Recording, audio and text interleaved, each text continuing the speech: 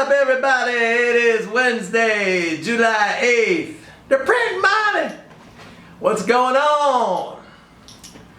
All right, a lot of new coronavirus cases. That is very disturbing, spiking at record rates.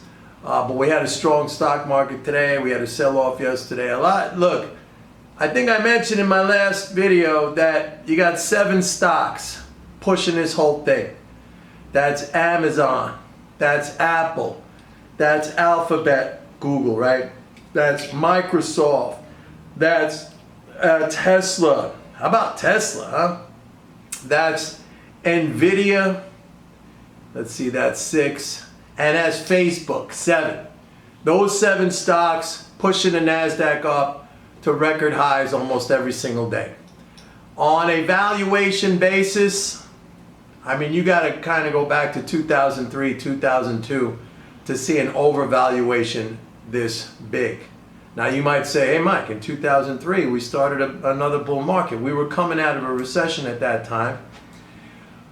We are bouncing out of a weak economy which was forced to shut down because of the virus, but now it's shutting down again. I'm looking at the valuation. I'm looking at how far we bounce back. I am looking at the fiscal flows. Now remember, the spending is through the roof. If we weren't having these problems, like the closures and the virus, we'd be growing at 8-10%, the economy, with the kind of fiscal support. That's another thing. Like, you never hear these guys, all of these quacks and all of these very smart, very serious people, the Wall Street people. It's always about the Fed. The Fed, the Fed, the Fed, the Fed, the Fed. They're pumping money. They're printing. They're pumping. They're pumping. They're printing. They're juicing.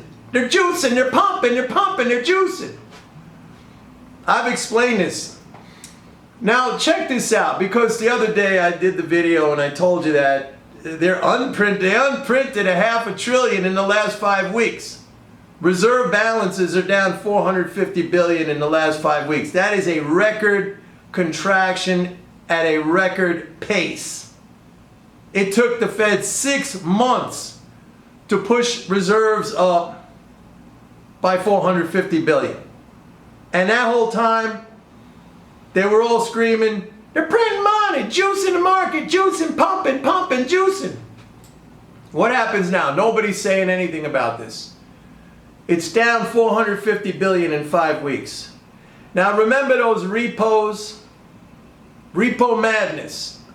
You can go back and look at my videos around September 11th, September 18th, September 25th. I was talking about that the whole time. That's when the Fed started to do, they were doing overnight repos, they were doing 14-day system repos, they were, you know, what is a repo? That's like a short-term loan to the banking system. I mean, the Fed will swap treasuries. They'll take the treasuries or some asset, some collateral from the bank. It's usually treasuries.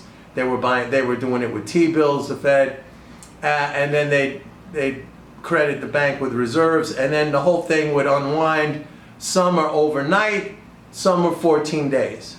But they added $450 billion. They got those repos up to $450 billion outstanding on the Fed's books by March 18th. So they started September 11th. By March 18th, they had run that thing up on their balance sheet to $450 billion. And there was the outcry of outcries. It never ended. Every day. Like the goofy blogs, like Zero Hedge. Liquidity crisis, pumping, juicing, juicing, pumping. Where are they now, those repos? I'll tell you where they are. They're down to 60 billion. So roughly 385 billion unwound. The world didn't come to an end. Everything is fine. But guess what? We don't hear anything about unprinting money. Right? Nothing about that, just crickets, silence, complete silence. So think about that. Folks, who do you want to be? That's the question you have to ask yourself. And I'm not, I'm not being flippant or clownish right here. I mean, you think about this game, you think about the mental game, which is something I talk about very often. You think about how hard this can be mentally, emotionally. And when you get into those times, you have to be calm. You have to strive to be calm. It's very important. Most people cannot do it. Most people allow their emotions to take hold of themselves, and they work themselves up into a state of anxiety and stress, and they just can't handle it. And that anxiety and stress, it's like a vicious cycle. Like it triggers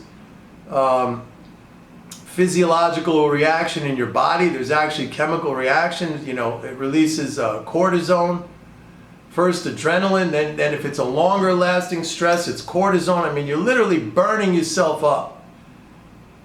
And the natural reaction is to pull back. I got to get out. I got to quit. I got to find the system fairy because this is not working for me. And then the next thing is going to be the same thing. You think you're falling into the system fairy. The only thing you have control over is your emotions and your actions.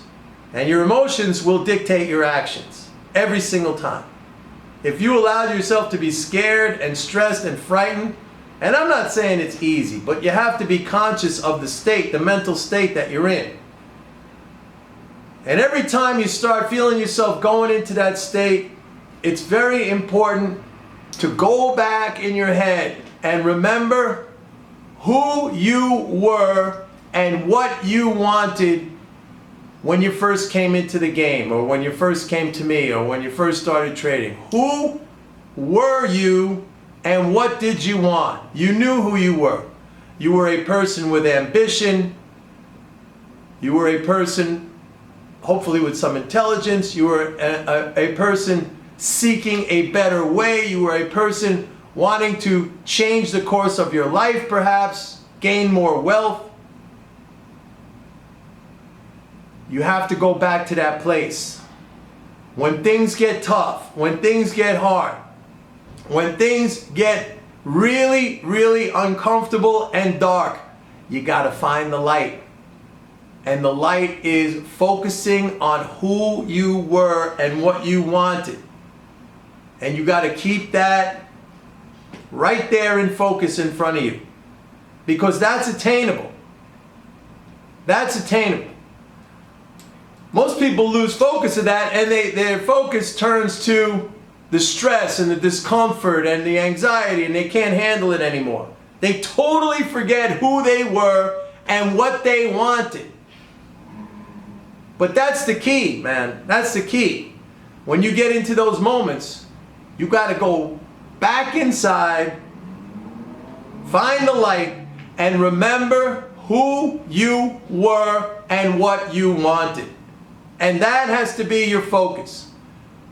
And that will guide you out of the darkness. That will lead you, it will bring you to where you want to be. Never lose focus of that. A lot of people can't do it. I would say 99% of the people can't do it. That's a very daunting number. But let me rephrase that. I would say 99% of the people choose not to do it. It's not that they can't do it. They can do it. But it's a hard process. It takes discipline. It takes focus. It takes fighting through that feeling like you want to cut and run. I can't take it anymore. Like, building up all this emotion and anxiety inside of you, to the point where you want to just like drop everything and run away. No, that's when you got to dig down deep and find the light and remember, who are you? Who do you want to be? You knew the answers to those questions when you came into the game. When things get tough, that's where you got to go. You got to go right back there again. Calm down. Calm. That's the only way you're going to get there.